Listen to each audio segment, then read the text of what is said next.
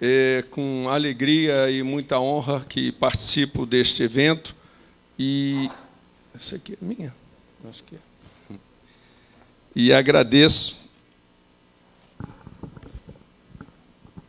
esta oportunidade de participar desta 28ª Semana de Prevenção de Acidentes do Trabalho na área metalúrgica.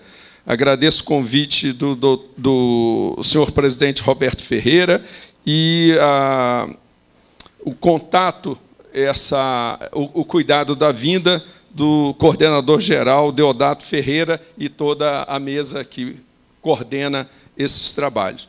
Na função de membro do Ministério Público do Trabalho, o tema tem grande relevância porque é uma área de grande preocupação, é uma área prioritária dentro do Ministério Público do Trabalho. Nós temos uma Coordenadoria Nacional de Meio Ambiente de Trabalho, e essa coordenadoria tenta monitorar em todo o Brasil os pontos mais sensíveis, os pontos, as empresas e as áreas de atividade que mais adoecem, mais mutilam e mais matam.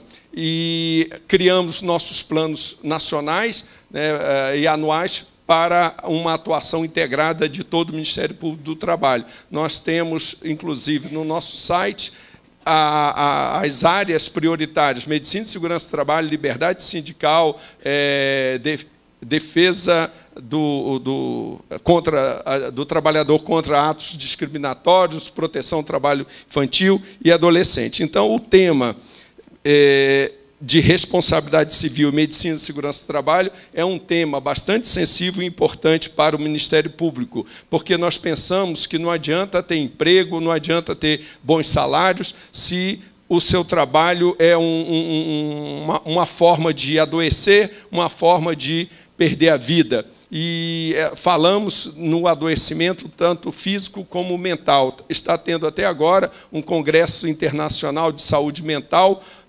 promovido pelo Instituto Goiano de Direito do Trabalho, está acontecendo lá na Asmego, porque pensamos na dimensão completa do trabalhador, a parte física e mental também.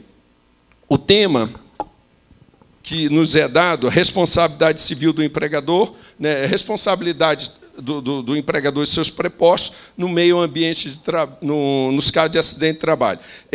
Em razão da peculiaridade do auditório, que é formado por pessoas que não têm um conhecimento jurídico, eu vou fazer uma apresentação assim mais informal. E vocês, inclusive, podem interromper, dependendo do que a coordenação aceitar nessa interlocução, para que as explicações sejam bem apropriadas e entendidas por todos.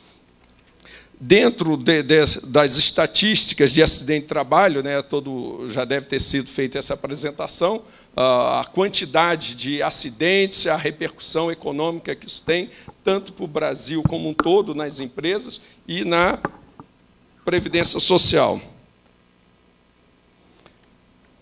O acidente do trabalho, ele é conceituado como, pela doutrina, doenças do trabalho, acidentes do trabalho, que nós chamamos acidentes típicos, acidentes do trabalho atípicos e as doenças ocupacionais, que podem ser as doenças do trabalho e doenças profissionais. O acidente do trabalho típico é aquele acidente do trabalho em que ocorre por ocasião do exercício da atividade de trabalho, onde o trabalhador está sob os cuidados do empregador. Eu chamo a atenção para esse detalhe, porque, na hora de fixarmos responsabilidades, faremos uma diferenciação do acidente típico e o acidente atípico, o chamado acidente por ficção legal. O acidente típico, eu já expliquei, que é aquele em que a pessoa está em reais condições de trabalho, exercendo a sua atividade, e o empregador tem esse controle. Por quê? O empregador que determina tempo, modo e lugar da prestação de serviço. Existe uma coisa chamada poder de direção do empregador, que ele controla onde, quando e como será feito esse serviço. como o empregado não tem a possibilidade de interferir na organização da empresa e adotar alguns outros cuidados, o empregador assume perante a legislação a função de garante. Garante é aquela pessoa que tem que agir para evitar o acidente, para evitar o resultado. Quando falarmos nas responsabilidades por omissão, precisamos levar em consideração essa ideia de cuidador.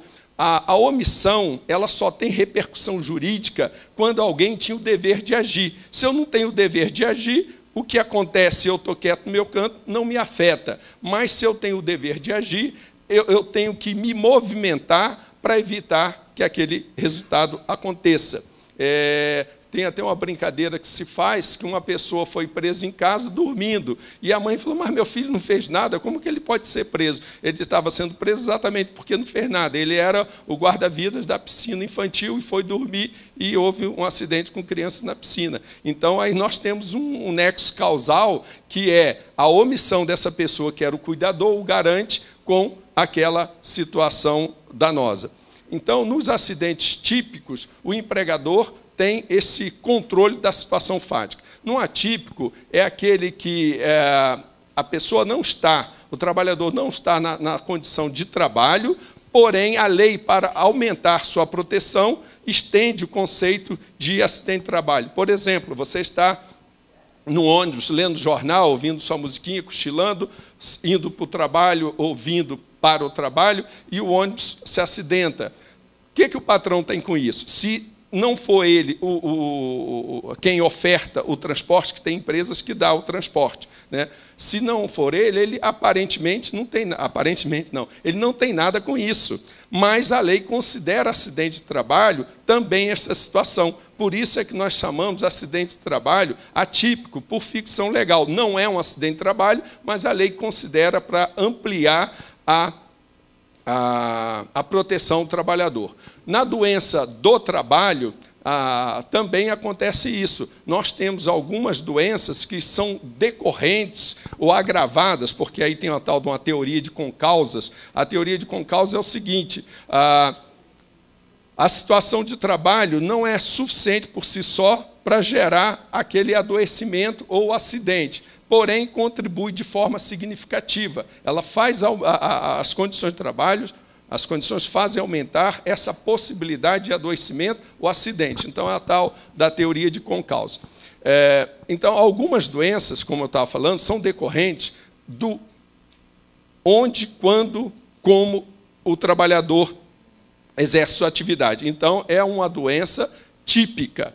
E outros casos, então, o empregador tem a forma, o controle de prevenir e diminuir os danos, os riscos dessa atividade. E outras atividades independem muito da situação em que o trabalho é prestado.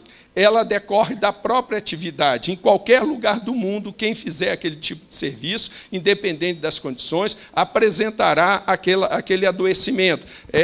Para que vocês entendam, a gente pode dizer que é aquela frase, o cachimbo deixa a boca torta. Então, quem fumar cachimbo em qualquer lugar do mundo terá o problema da boca torta. O jogador de tênis tende a ter aqueles problemas típicos da sua atividade. Eu faço essa diferenciação exatamente para que a gente possa, mais adiante, determinar o grau de responsabilização, né, se por dolo, culpa grave, culpa leve, do empregador, que isso vai fazer a diferença. Então, pela doutrina, nós temos, né, eu já expliquei os acidentes típicos e atípicos, e que as doenças do trabalho, também chamadas mesopatia, são aquelas que não têm no trabalho sua causa única ou exclusiva. A doença resulta de condições especiais em que o trabalho é executado. Pneumopatias, tuberculose, bronquite, sinusite, etc. As condições excepcionais ou especiais de trabalho determinam a quebra da resistência orgânica, fazendo eclodir ou agravar a doença. As doenças profissionais ou tecnopatias têm no trabalho a sua causa única, eficiente por sua própria natureza, ou seja, a insalubridade. São doenças típicas de algumas atividades, silicose, leucopenia, tecnocinovite, etc. Então, o ponto de distinção básico é que, na doença profissional por fator determinante, é a atividade, o fator determinante é a atividade, enquanto na doença do trabalho a relevância está nas condições em que a atividade é exercida. Por sua vez, as doenças ocupacionais se distinguem dos acidentes de trabalho, tipo pela forma de acometimento. Então, tá, obrigado.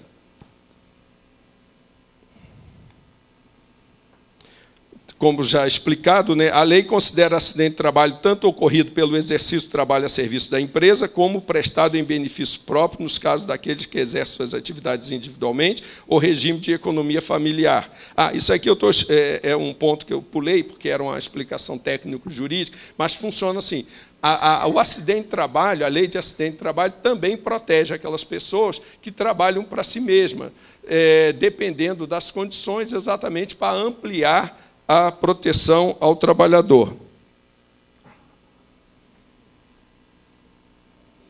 A lei considera o empregado no exercício do trabalho nos períodos destinados à refeição ou descanso, ou por ocasião da satisfação de outras necessidades fisiológicas no local de trabalho ou durante este. Logo, será acidente de trabalho ocorrido nesses períodos. Eu estou explicando porque, às vezes, é o ponto de dúvida. E se ele estava no intervalo, se ele estava fora da empresa? Isso caracteriza acidente de trabalho? Pela lei, sim. Então, visto que é acidente de trabalho, nós vamos falar agora quem tem o dever de prevenir e evitar o acidente de trabalho. Por lei, é a empresa responsável pela adoção das medidas coletivas e individuais de proteção e de segurança do trabalhador, devendo prestar informações pormenorizadas sobre o risco da operação a executar e do produto a manipular. Aqui eu chamo a atenção exatamente sobre esta ideia de que nós temos as proteções individuais, coletivas e o treinamento. Então, quase todo mundo conhece o EPI, Equipamento de Proteção Individual. Esse EPI ele é dado quando a empresa adotou todas as medidas de medicina e segurança do trabalho para evitar o problema, e essas medidas se revelaram insuficientes. Nós temos o EPC, Equipamento de Proteção Coletiva, que vai resolver o problema como um todo, o que resolve o problema de todos naquele ambiente de trabalho. Isso é comum em relação ao abafamento dos ruídos de certos aparelhos e equipamentos, o conforto térmico, e aí tem uma briga homem e mulher eterna, né, que não é só o conflito na relação amorosa, é no local de trabalho. A mulher sente muito frio e o homem sente muito calor. Para o conforto térmico, principalmente em Goiânia, nessa região, o EPC é ar-condicionado. Para resolver o problema de desconforto térmico numa região de calor, é ar-condicionado. Em outros locais, no frio, o aquecedor. E aí, o que é que acontece? As moças, na sua elegância natural, vêm sem o EPI delas, que seria um casaco, uma roupa mais apropriada. E o homem vem numa situação que vai também facilitar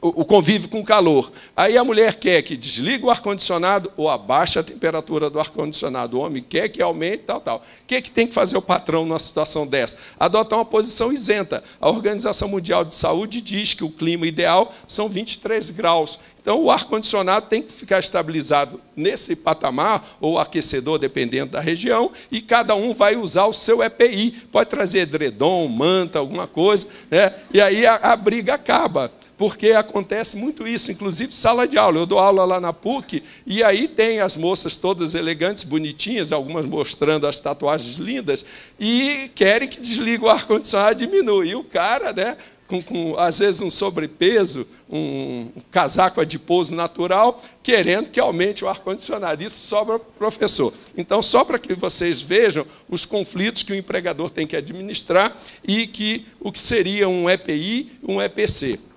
A tendência, então, é que o empregador harmonize o ambiente para ficar salubre num patamar médio. E aí cada um vai fazer suas adaptações. Por isso, há necessidade do EPI.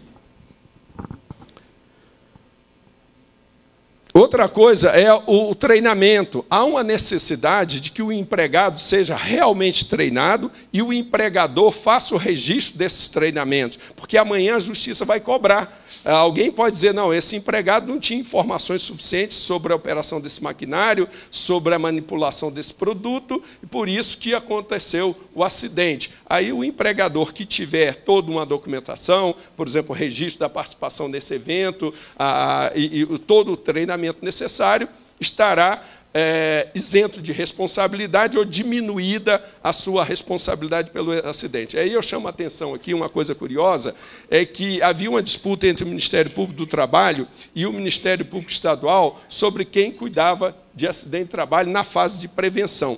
Quando o acidente ocorria, vinha para a Justiça do Trabalho, e quando estava na fase de prevenção, o Ministério Público Estadual. E aí nós tínhamos os problemas de fabricação de produtos químicos sem informações na embalagem sobre o manuseio e também a instrução ao trabalhador. E nós entendíamos que isso é uma situação da Justiça do Trabalho resolver. É claro que esse produto químico ele pode lesionar a dona de casa, qualquer outra pessoa que não tenha uma repercussão no mundo do trabalho. Mas, se o trabalhador pode ser vitimado por essa falta de informação, o assunto compete ao Ministério Público do Trabalho e compete à Justiça do Trabalho. E aí nós ganhamos esse embate com o Ministério Público Estadual, trazendo para a Justiça do Trabalho, principalmente depois da última reforma constitucional. E aí entramos com essas ações para obrigar que essas empresas adotassem essas...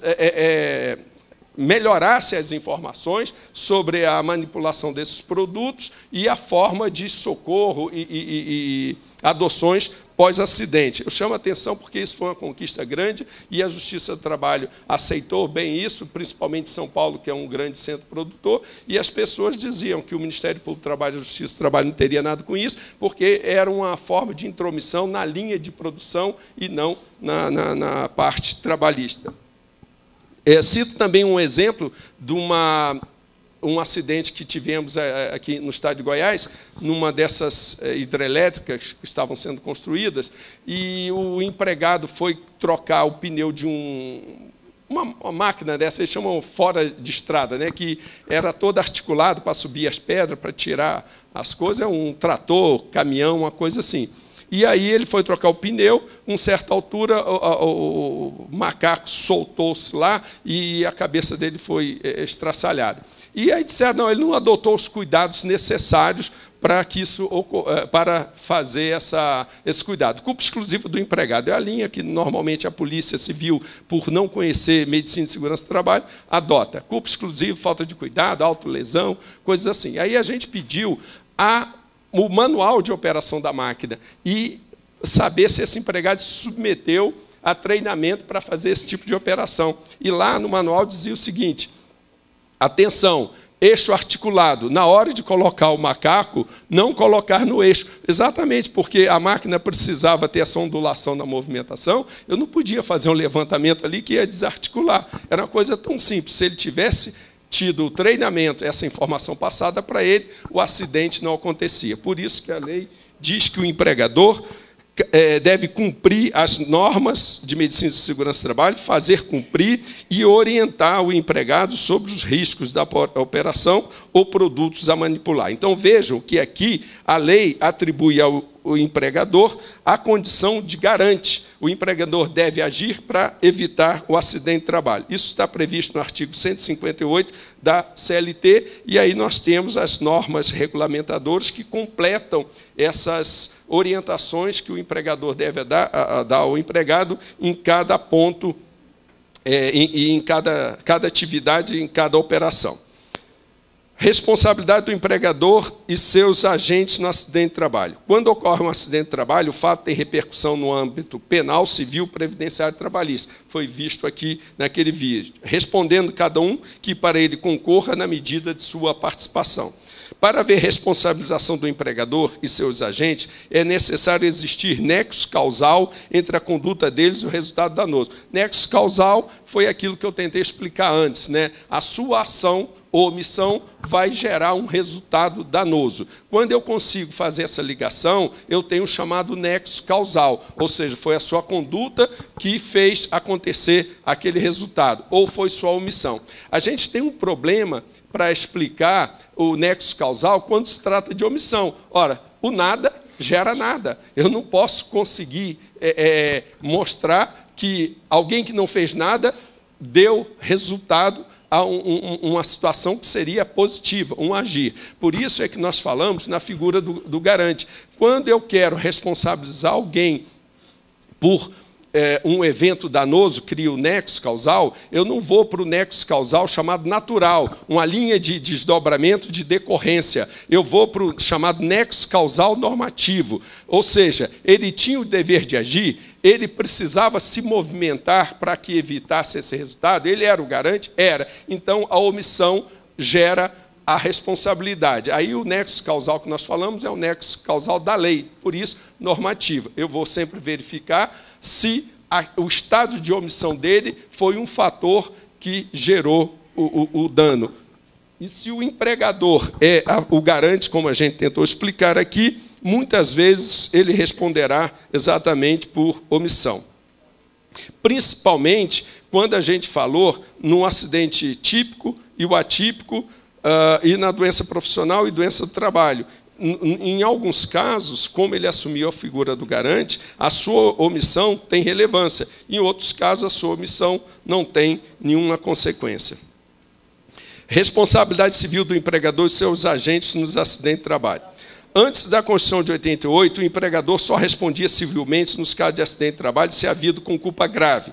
Hoje, a culpa é determinadora da responsabilidade civil do empregador, deixou de ser adjetivada, o que implica responder pela reparação do dano, mesmo que a causa seja levíssima. Nós chamamos de responsabilidade civil no plano patrimonial de indenizações.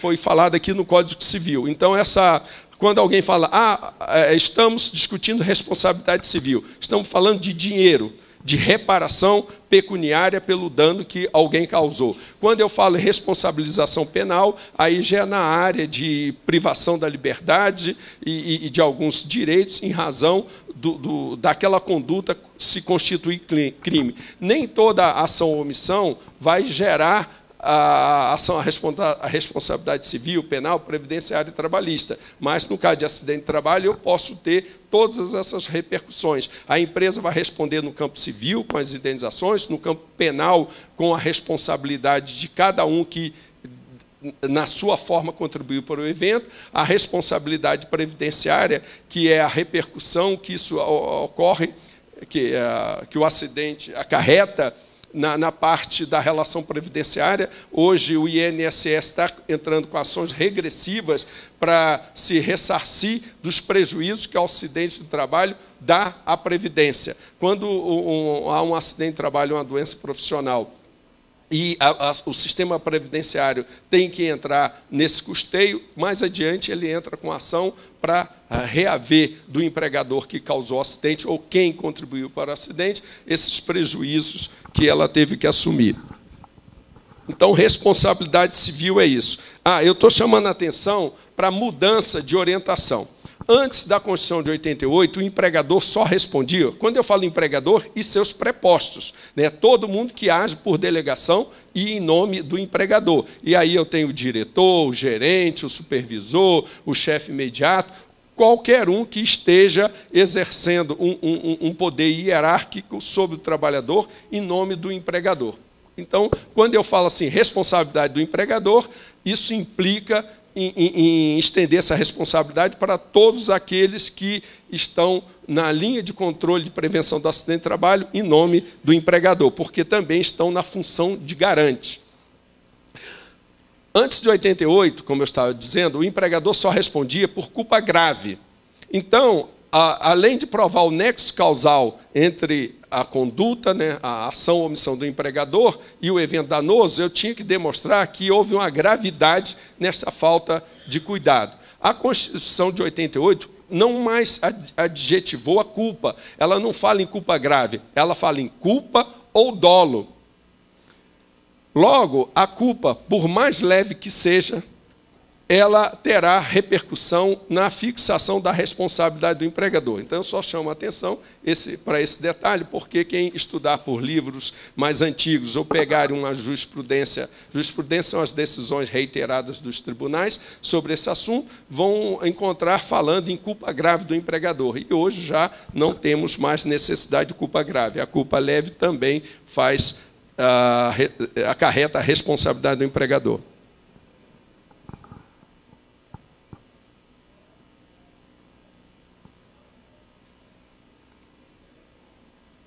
Um outro dado importante, que eu estava falando aqui, a lei fixa a responsabilidade da empresa, dizendo que o patrão responderá pelos atos de seus empregados, praticados no exercício de trabalhos que lhe competir. O Supremo diz que é presumida a culpa do patrão ou comitente pelo ato culposo do empregado ou preposto. Então, eu não preciso provar a culpa do patrão se eu consigo provar a culpa, a responsabilização daquele seu preposto, ou seja, do gerente, do fiscal, do supervisor. Ele já assume diretamente porque estavam agindo em nome dele por delegação. Visto a parte da lei trabalhista, inclusive a Constituição fala que o empregador responderá por dolo ou culpa no acidente de trabalho. Dolo, é muito difícil encontrarmos dolo no acidente de trabalho. Geralmente é culpa. Dolo é quando a pessoa quer o resultado ou assume o risco de produzi-lo. E nunca o empregador, nunca não, quase nunca, porque em direito a gente nunca, jamais diga nunca, nunca diga jamais. É um chavão que a gente usa. O empregador age com dolo, ele não quer que o empregado adoeça, ele não quer lesionar o empregado, ele não tem essa intenção, mas vai, pela ação ou omissão, acarretar. Então, a gente discute mais a culpa se é grave, leve, levíssima, e por aí vai. Mas existe uma coisa chamada dolo indireto. O dolo indireto, a pessoa não quer o resultado, mas assume o risco de produzir. É igual à discussão que hoje nós temos, o acidente de trânsito por embriaguez. Quando a pessoa toma a bebida alcoólica e vai dirigir, ela não quer matar ninguém, ela não quer ferir ninguém, mas ela sabe que é proibido e o estado de embriaguez pode acarretar aquele acidente. Então, nós, pelo menos eu penso assim, isso é muito polêmico na justiça, que a pessoa assume o risco de matar alguém, assume o risco de lesionar alguém. Então, uma pessoa dessa eu levaria ao júri para responder por crime doloso contra a vida, porque direção e bebida não tem explicação alguma. A pessoa está, mas a jurisprudência ainda não está firme, ora se tem uma condenação quando tem uma repercussão social muito grande, sai nos jornais, é uma tragédia, mas quando é um acidente menor, geralmente jogo no culposo e não no doloso. Então, penso que dificilmente o empregador vai ter o dolo direto, querer, mas o indireto, sim. Muitas vezes a CIPA, os órgãos de fiscalização já orientaram a empresa que aquela máquina é perigosa, aquela máquina pode mutilar, já mutilou 1, 2, 3, já matou 1, 2, 3, um elevador que vive dando problema, e ele não adota providência alguma. Então, eu penso que nessa situação está caracterizado que ele assumiu o resultado. Ele não quer, mas o indicativo ali de que vai ter um acidente é grande. Então, ele não interrompeu, não cessou a atividade daquele serviço ou daquela máquina, ele sim está assumindo o resultado. Então, o dolo indireto do empregador, eu já vi em diversos processos, principalmente quando a gente tem, controlando as CARTs, aquela linha de desenvolvimento. Essa empresa aqui teve acidente dessa maneira no dia tal, no dia tal, no dia tal hora. Todo mundo está percebendo que aquilo é um fator de risco iminente. Tinha que parar, e então ele assume, e chamaríamos isso de dolo indireto, que vai responder como se quisesse aquele resultado. Então, a lei diz o seguinte, segundo a lei civil, o Código Civil, aquele que por ação ou omissão voluntária, negligência, imprudência ou perícia, violar direito ou causar prejuízo a outro, ainda que exclusivamente moral, comete ato ilícito. é o artigo 186 do Código Civil, ficando obrigado a reparar o dano causado, artigo 927. Nos termos do artigo 942, os bens do responsável pela ofensa ou violação do direito de outrem ficam sujeitos à reparação do dano. E, se a ofensa tiver mais de um autor, todos responderão solidariamente pela reparação. Então, aqui eu vou chamar a atenção para o que seria responsabilidade solidária. A responsabilidade subsidiária no direito, principalmente na responsabilidade civil, é o seguinte: várias pessoas são responsáveis por um acontecimento. Aí eu tenho que cobrar de um, se esse um não tiver condições, eu cobro do outro, se o outro não tiver condição, do outro. Casos de dívidas, fiador, fiança, tal coisas. Em outros casos, nós temos a responsabilidade solidária, ou seja, todos respondem pela reparação daquele prejuízo, pelo cumprimento da obrigação, ficando ao devedor o direito de escolher se aciona todo mundo ou escolhe aquele que acha que melhores condições tem de atender o seu pleito. Por que eu estou chamando a atenção disso? Que nós falamos que o empregador e seus prepostos, todo mundo que está nessa linha de hierarquia sobre o empregado acidentado, responde pela indenização. Isso é a responsabilidade civil com solidariedade. Eu vou cobrar da empresa, mas posso cobrar do supervisor, ou do engenheiro, de qualquer um que esteja nessa linha natural. É muito comum entrar somente contra a empresa, porque ela tem mais patrimônio, tem mais condições de responder. Porém, em alguns casos, dependendo da hierarquia desse preposto do patrimônio, eu posso entrar contra a empresa e ele também. Isso é a responsabilidade solidária. Ele não pode falar, não, tem que cobrar primeiro da empresa para depois cobrar de mim. Não, não existe ordem. Todos são solidários e deverão responder por essa obrigação.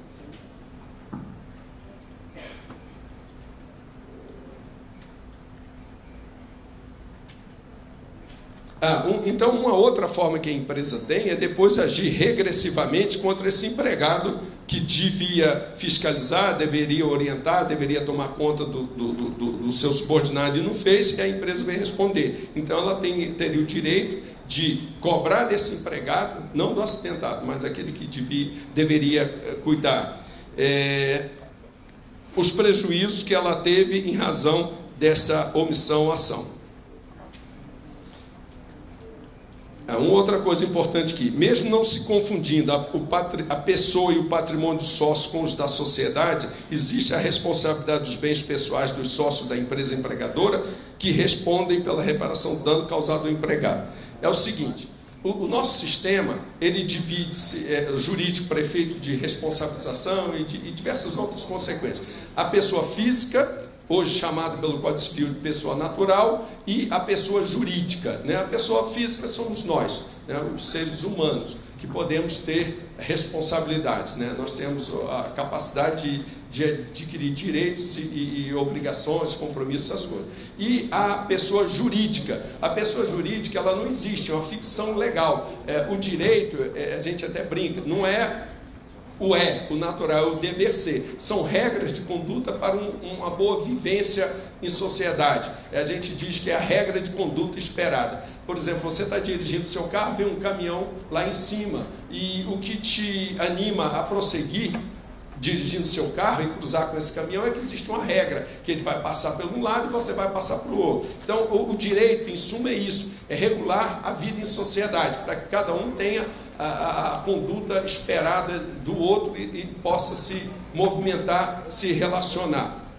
Aqui, no caso que nós estamos falando, tem a pessoa jurídica, Então, a lei, por ficção, criou empresa, que é uma ficção. Essa empresa, ela não tem ação nem vontade, são os seus proprietários, é o seu corpo funcional que vai lhe prestar ação e vontade. Por que eu estou chamando a atenção disso? Porque quando eu constituo uma empresa, eu atribuo a ele um patrimônio. Esse patrimônio da empresa é desvinculado do meu particular. E para a segurança do mundo dos negócios, eu não poderia misturar o patrimônio do sócio com o da sociedade, até para que isso tenha a segurança de criação de empresa. Porém, existe uma teoria que é desconsideração da personalidade jurídica. Para quê? Para que, no caso de exorbitância dos poderes de empresário, esse empresário responda com seu bem pessoal. Eu tenho uma empresa, ela tem um patrimônio de 100 mil reais, só que eu descumpri a lei tributária, o civil e a trabalhista, e dei um prejuízo de 200 mil reais. O patrimônio dessa empresa é insuficiente. Então, nesse caso, eu tenho que ir no patrimônio particular dos sócios. Então, isso é a chamada desconsideração da personalidade jurídica. Hoje está previsto no Código Civil, artigo 50, a novidade do Código Civil 2002. Porém, a Justiça do Trabalho já pratica isso há anos e anos. Quando uma empresa é fechada e não liquida completamente os créditos trabalhistas, ela não zera suas posições, o que faz a Justiça do Trabalho? Aceita que o empregado vá contra o patrimônio particular dos sócios e de todo mundo que se beneficiou do seu trabalho. É como se fosse uma afetação. Todo patrimônio que recebe benefícios com o trabalho de alguém, por ele vai responder. E isso gerava um caos para os civilistas, né? Os grandes advogados, quando civilistas e de direito comercial e tributário, quando iam militar na Justiça do Trabalho, achavam isso um absurdo, levar um choque. Por quê? Mas isso está descumprindo todas as regras de separação do patrimônio do sócio e da empresa. Aí a teoria que nós usávamos era essa desconsideração da pessoa jurídica para a proteção do trabalhador. Ele trabalhou, alguém se beneficiou desse trabalho, alguém ficou rico, alguém teve uma melhora do seu patrimônio. Então, esse alguém, qualquer um que seja, responderá. Então, estou chamando a atenção aqui, nesse ponto de responsabilidade civil. Se a empresa não tiver patrimônio suficiente para responder, nós podemos avançar no patrimônio dos sócios e todos que contribuíram para o evento.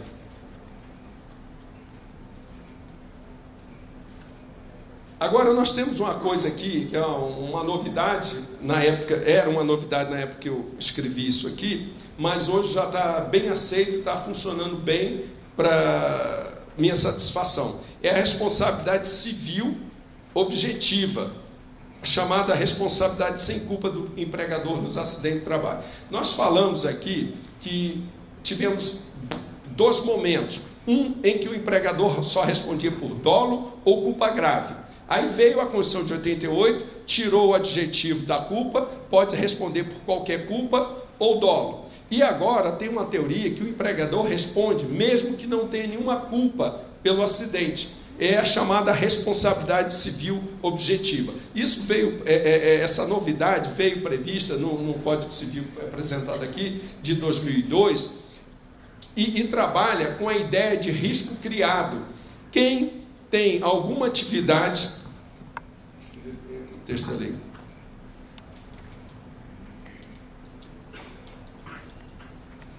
Eu não copiei o texto da lei, mas dá para explicar bem aqui o que seria.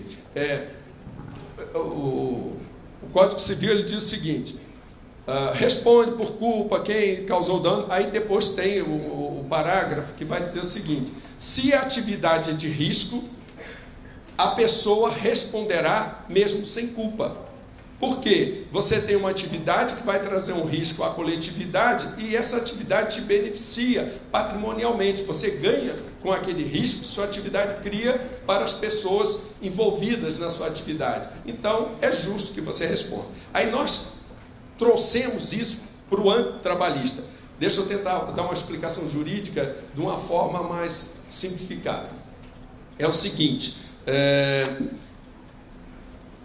existe no direito uma hierarquia das leis. A coisa funciona assim: a Constituição é superior à lei complementar, que é superior à lei ordinária, que é superior ao decreto, portaria, regulamento, por aí vai. Então, existe uma hierarquia. No direito do trabalho, essa hierarquia não é obedecida. Existe uma coisa chamada hierarquia... Flexível, agora me faltou a palavra. É como se fosse dinâmica. Hierarquia dinâmica das normas. Para eu saber qual a norma que prevalece, se é um contrato, se é uma lei ou se é a Constituição, eu não uso essa hierarquia. Eu vou verificar qual o diploma legal, qual a norma que mais benefício traz o trabalhador. O nome dessa teoria é princípio da norma mais favorável. Na hora de comparar qual a norma eu aplico aqui caso, eu vejo o seguinte: se toda a legislação trabalhista ela é voltada para a proteção do trabalhador, eu tenho que hoje escolher, optar pela lei que mais benefício traz ao trabalhador, que mais proteção dá. Então, eu posso ter um contrato que prevaleça sobre a Constituição. Exemplo, a Constituição fala que a hora extra é paga com um mínimo 50%. Eu posso ter um contrato prevendo 200%.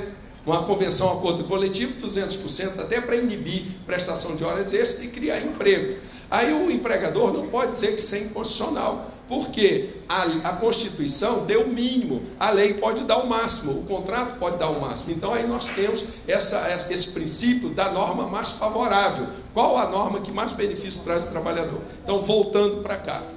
A Constituição, quando fala da responsabilidade do empregador, fala que ele vai responder por dolo ou culpa. Ora, se a Constituição, que é o diploma maior, né, é a base normativa do nosso sistema, do Estado de Direito, fala em dolo ou culpa, como aparece alguém dizendo que o empregador vai responder mesmo sem culpa? Isso seria inconstitucional, na ótica da linha de defesa contrária. E nós, invocando o princípio da norma mais favorável, falando o seguinte: olha, o Código Civil fala que todos que têm uma atividade de risco, todos, inclui aí o empregador, responde mesmo sem culpa. Esta norma é mais favorável ao trabalhador que a Constituição, que quis trazer benefício para ele. Então não há problema algum em trazer essa norma do Código Civil para o âmbito trabalhista e dizer que em alguns casos o empregador responderá mesmo que sem culpa alguma pelo evento, porque é a teoria do risco criado. E onde nós identificamos isso? Nas atividades insalubres e perigosas. Ora, se uma atividade é insalubre, sabidamente está lá elencada, ela é uma atividade de risco para a saúde do trabalhador. Se uma atividade está elencada como perigosa, ela é uma atividade de risco para a vida do trabalhador. Então, acontecendo um acidente nessas áreas, eu não preciso nem discutir se o patrão teve culpa ou não. Eu vou levar em consideração a teoria do risco criado e invocando o princípio da norma mais favorável. Então é uma novidade, houve grande discussão sobre isso, se era possível ou não, e hoje a jurisprudência, a doutrina estão aceitando bem que o empregador responda mesmo sem culpa no caso de responsabilidade civil. Eu chamo a atenção que é para responsabilidade civil, não estou falando de responsabilidade penal. Responsabilidade penal, eu sempre tenho que ter dolo. E quando a lei se referir, culpa. Se a lei não falar em culpa, eu só respondo na parte penal por dolo. Aí a lei vai se referir a dolo ou culpa, tá ok? E aí na parte trabalhista e previdenciária e civil, eu posso falar em responsabilidade sem culpa, porque o tratamento normativo é diferente.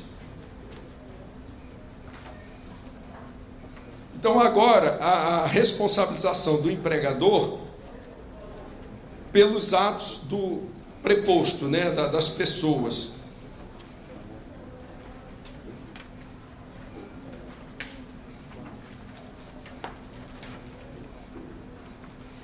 Mas eu acho que não precisa entrar não, porque isso aqui ficou bem entendido, né? Que ele, acontecendo a responsabilidade do empregado, a do patrão entra naturalmente.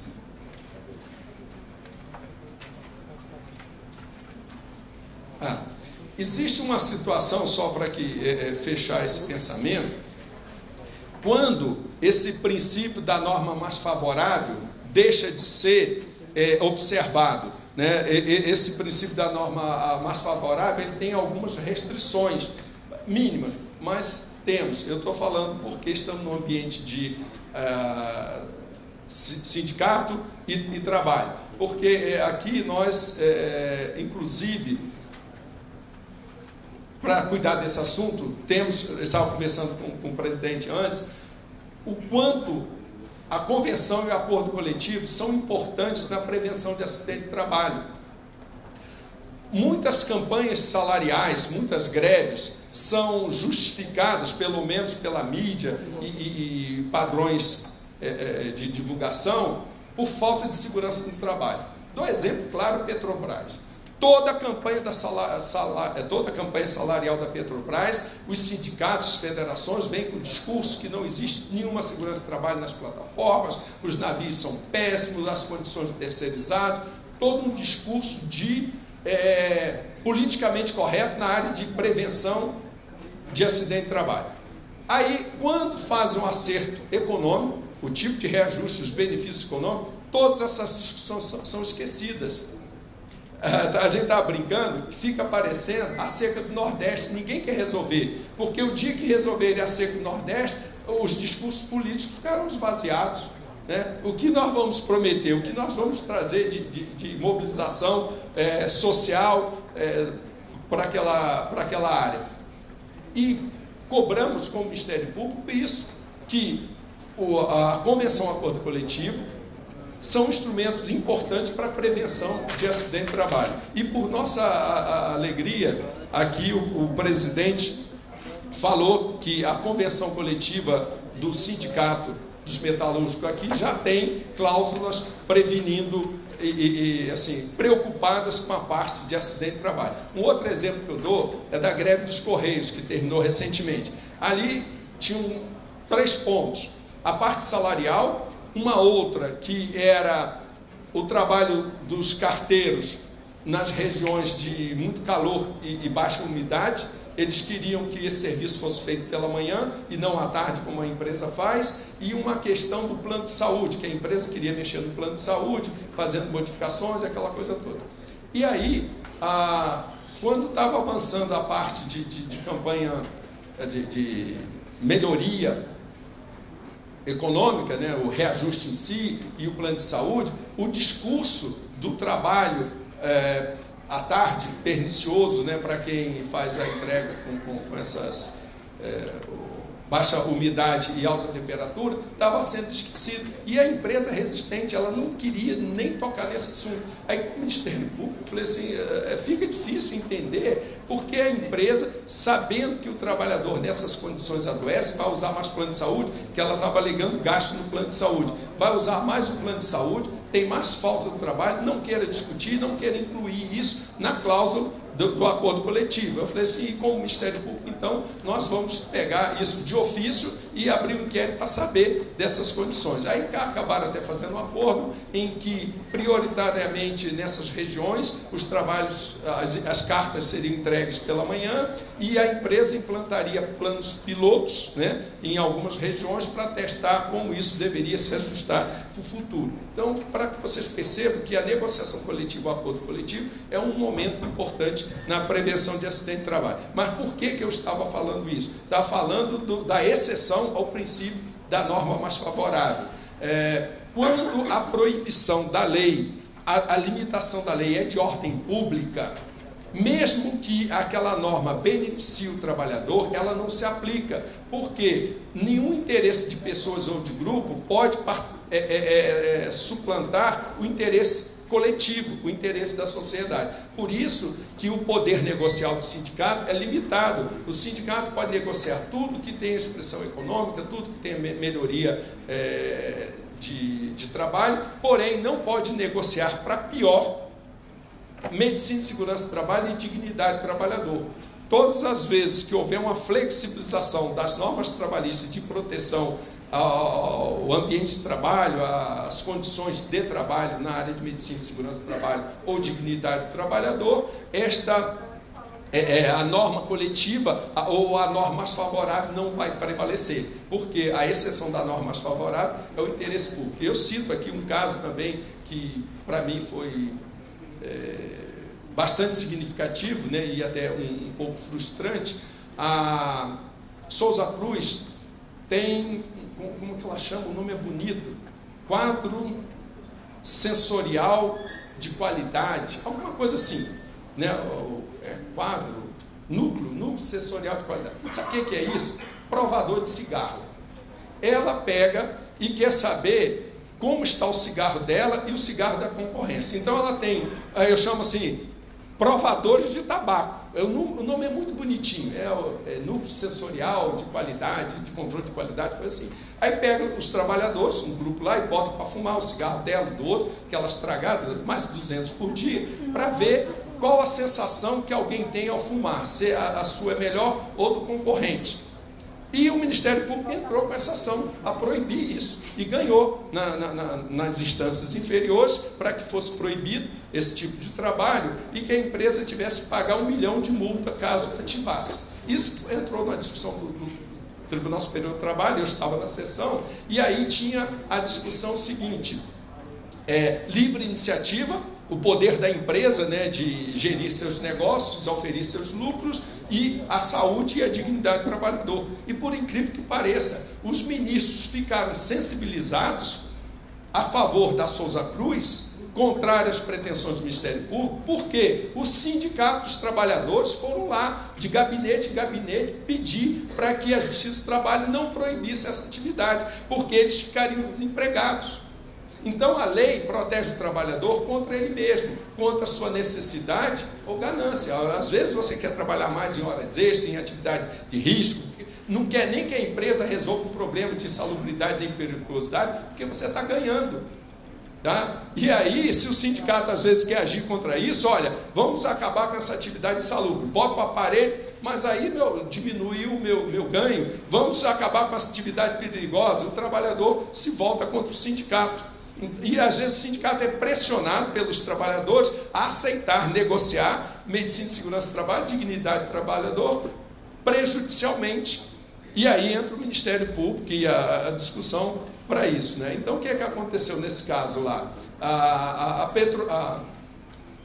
Souza Cruz ganhou a ação porque os trabalhadores foram lá e fizeram esse discurso. Um ministro sabidamente comprometido com o trabalhador falou assim: fica difícil para mim, eu decidi contrário a esses trabalhadores, se eles querem, os sindicatos estão aqui pedindo que seja feito dessa maneira. O resultado, vocês, quem fuma, infelizmente, vai fumar cigarro de excelente qualidade às custas da saúde dos outros trabalhadores. E a solução que foi dada lá, esse caso me sensibilizou tanto, vou ocupar um pouco aqui desse espaço, é que uma das soluções dadas por um dos ministros é que houvesse um rodízio, para que diminuísse os efeitos. Um trabalhador ficaria nesse núcleo 6 meses, passaria 6 meses fora, aí depois voltaria. Eu falei assim, inteligente, espetacular. Depois sofri até uma crítica, eu pedi desculpa ao ministro. Eu falei, gente, isso é desumano, eu só estou aumentando a quantidade de vítimas. Então, pelo menos, deixa esse aí, esses que não vão aumentar, esses vão ter câncer de pulmão, efizema, vão ter tudo.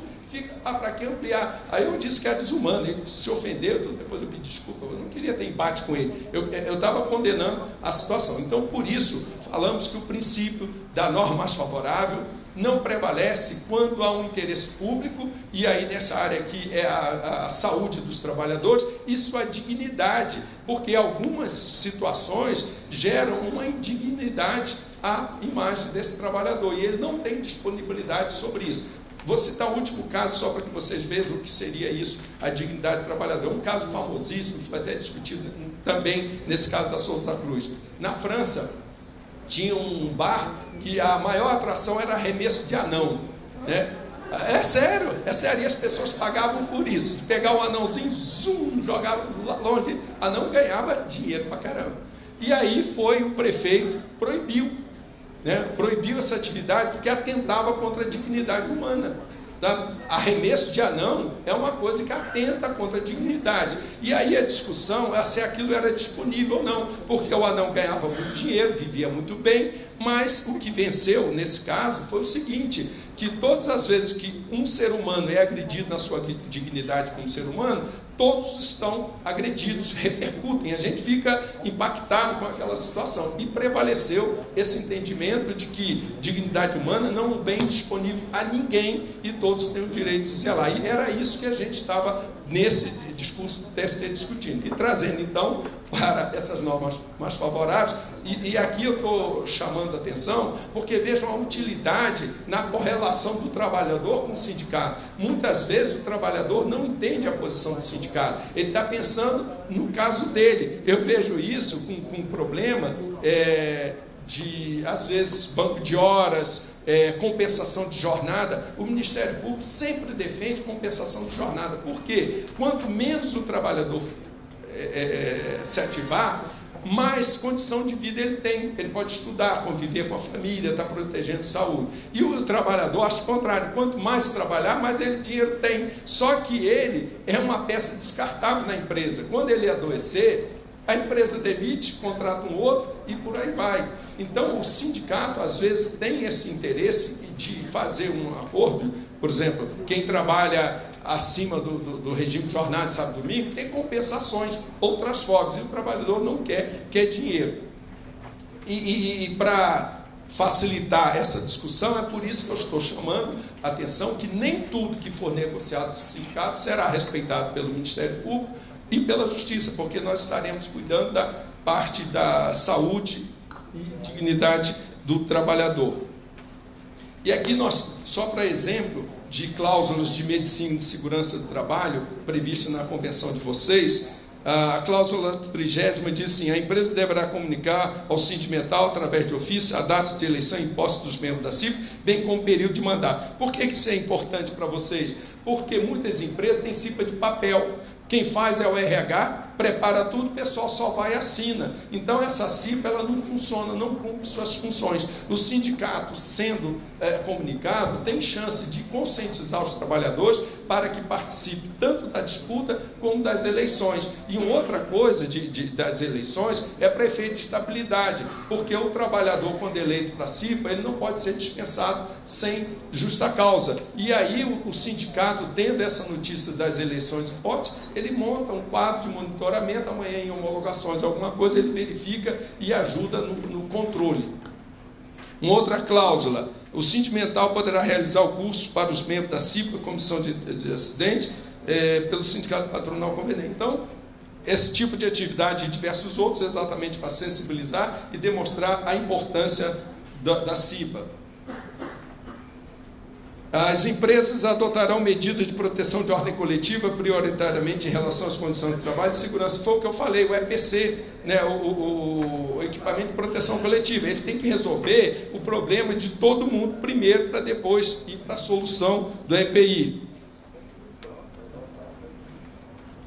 E outras cláusulas aqui. Tá? Então, é um exemplo positivo, né, uma boa prática de como a convenção e o acordo coletivo podem ajudar na parte de prevenção de acidente de trabalho.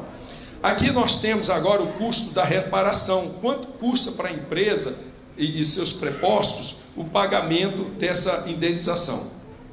Então, a reparação do dano deve ser a mais ampla possível, buscando restituir o máximo a situação anterior do ofendido, tornando-o indene de qualquer prejuízo. Nos termos do artigo 948 do Código Civil, a indenização do caso de morte consiste no pagamento das despesas com tratamento da vítima, seu funeral, luto da família, na prestação de alimento às pessoas a quem o defunto os devia, levando-se em conta a duração provável da vida da vítima, e o dano moral, e mais a construção de um capital cuja renda assegure o cabal cumprimento do pagamento das prestações vincendas. Esse capital será representado por imóveis ou título da vida pública empenhorável. Então, se o trabalhador morre, a empresa terá tanto as despesas de funeral, como também a parte de sustento das pessoas dependentes desse trabalhador, e também esse pagamento dessas prestações alimentícias se estenderão sobre a vida provável da vítima.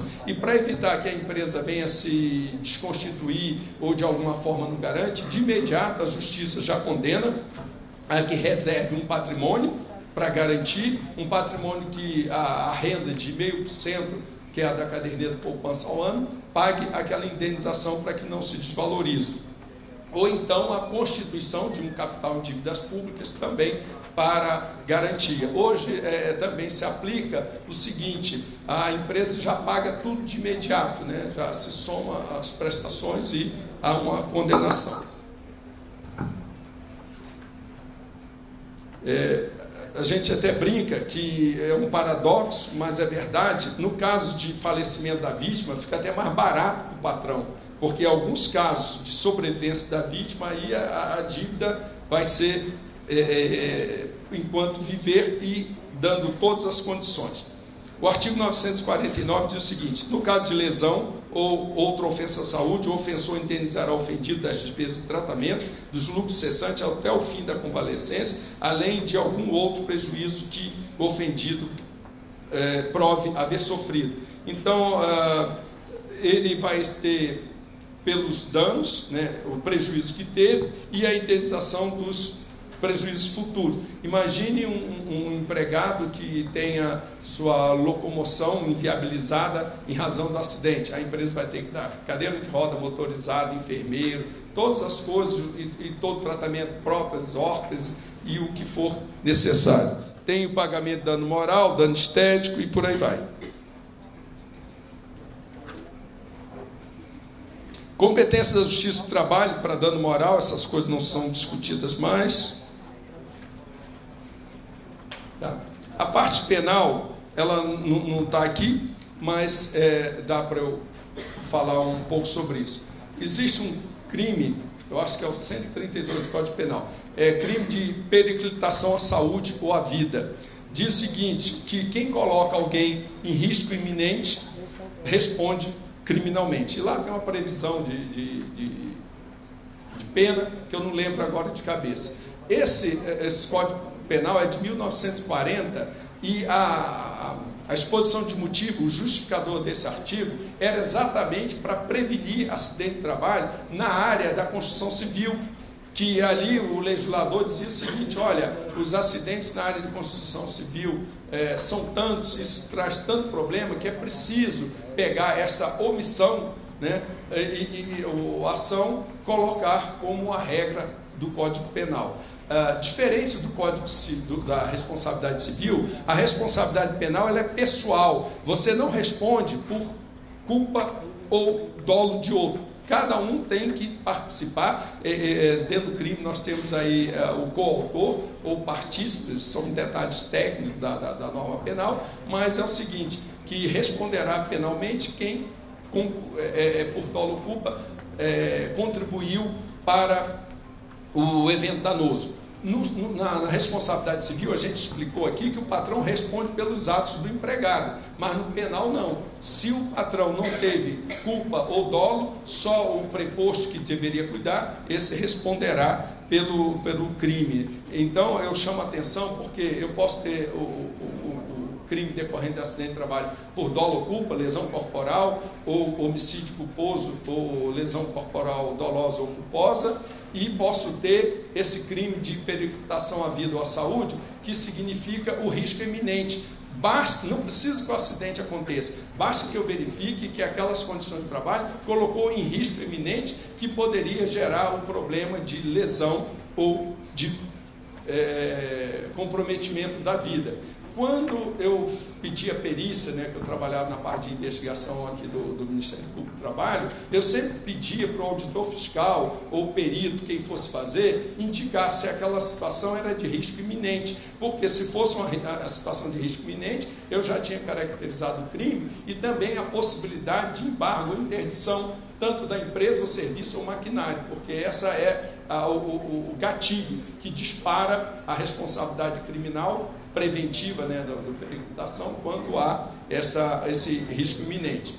A responsabilidade trabalhista, nós chamamos a atenção, que é um outro tópico, porque o Código, a CLT, artigo 158, diz que o empregador deve agir para evitar o acidente, mas 157. E o 158 diz que o empregado tem o dever de observar as normas e as condições de trabalho, né? Observar as recomendações do empregador, participar dos treinamentos e proceder de forma correta. Um empregado que se recusa a usar EPI, que se recusa a adotar um procedimento padrão, tipo, não pode limpar a máquina se o fio estiver plugado, tem que desligar para não correr risco de acidente, de acionamento acidental. Aí eu passo lá, o empregado não fez nada disso. Ele pode ter uma advertência, pode ter uma justa causa, porque ele é obrigado a cumprir. Então isso gera uma responsabilidade trabalhista. O empregado pode ser advertido, suspenso, até dispensado por falta grave, se não cumprir as normas de medicina e segurança do trabalho.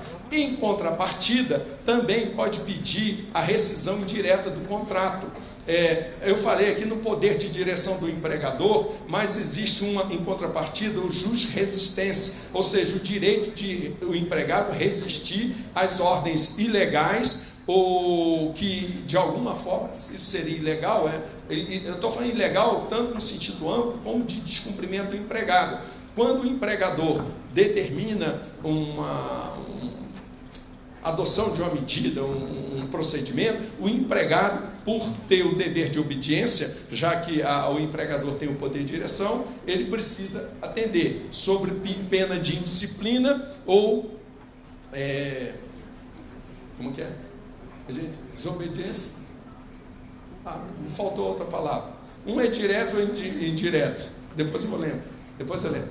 Então, o empregado tem essa obrigação de atender o comando do empregador. Porém, se esse comando for ilegal ou fora do contrato, ele tem o direito de resistir, ou seja, não obedecer, e pode inclusive adotar medidas contra o empregador. Por exemplo, um empregador quer que eu trabalhe numa máquina sabidamente segura. Eu posso, através do meu sindicato, o advogado, entrar com uma ação de preceito combinatório para que esse empregador não me coloque naquela condição de risco, não me obriga a aquele trabalho, sob pena de uma multa diária e o juiz vai arbitrar. Ou simplesmente eu não vou trabalhar. E aí o empregador me dá advertência, suspensão, ou até me dispensa por falta grave. Aí eu vou discutir na justiça que ele queria me colocar numa situação de risco e eu resistir, justamente existir o juiz resistente. O juiz vai desconstituir essa punição e reverter a dispensa caso ele tenha estabilidade. E tem outra coisa chamada rescisão direta. Rescisão direta é quando o empregador descumpre a lei ou o contrato. Eu peço a minha saída da empresa, porém recebo todos os direitos como se eu estivesse sendo dispensado pelo empregador. A rescisão indireta é por isso, é porque a iniciativa é do empregado, porque ele tem um justo motivo, e a lei e a justiça vai tratar como se a iniciativa fosse do empregador para pagar ele todos os direitos, né? O 40% do fundo de garantia, aviso prévio, liberação de seguro-desemprego, todos os direitos. E uma das situações que caracteriza a rescisão indireta é quando ele está numa situação de risco iminente, o empregador não lhe dá os EPIs, não adota todas as medidas. Então, são as repercussões trabalhistas que nós teríamos. E a outra repercussão previdenciária é sobre a caracterização de acidente de trabalho ou não, e que hoje, e por força de lei, né, por um tempo só existia a lei, mas hoje a Advocacia da União está fazendo isso. Todo prejuízo de um acidente de trabalho por culpa do empregador causa previdência, a previdência está entrando com ação regressiva para se ressarcir desse prejuízo. Então era o que eu tinha para falar para vocês, me coloco à disposição para esclarecimentos e tratar de algum caso mais específico em detalhes que eu, caso não tenha abordado. Obrigado.